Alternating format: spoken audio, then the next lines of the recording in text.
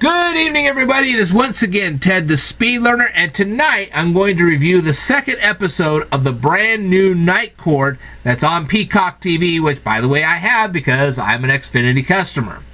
Okay, but before I do, I wanted to let everybody know that I have published 5 Kindle books, and you can read those Kindle books. Just let me know in the comments below that you want to actually have a copy of them, and I will send you a link to my latest one. You can read it, and then you can read the others at the same time. Whatever.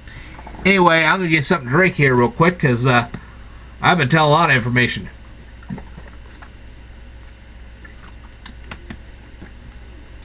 Okay. Starting from the beginning of the second episode. How did Dan find so many people who look like the defendant? And how did he persuade them to be in that courtroom? I'd like to know that. And why didn't Abby notice the people in the gallery prior to hearing the case? And no one noticed that the stenographer wasn't typing? Really?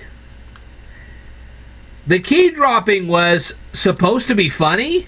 It wasn't, but it was supposed to be.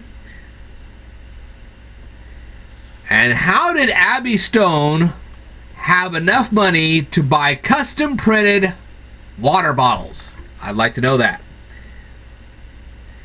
And somebody ordered pizza for the birds? Really? And why did the bailiff think Abby was wearing a wig?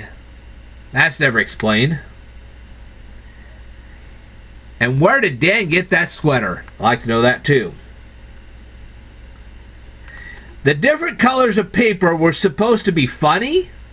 I was like, okay, let's move on. The stenographer is supposed to be funny. She wasn't funny at all.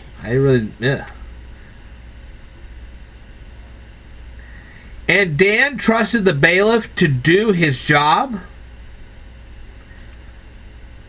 How did the new stenographer afford the donuts? I'd like to know that too. The bird thing would have been funny if it wasn't expected. Notice if we go back to the first episode, the guy's holding a dead bird. Then they just string this joke out all the way through the second episode until finally it comes to its climax. By the time it came to its climax, it wasn't very funny at all. And Abby is cleaning her courtroom with the court clerk. And when she says, well, the janitor's supposed to do it, but then they decide that they didn't want to upset him. He's supposed to do his job. He's a union man. He's supposed to do his job. That's how unions work. Ugh.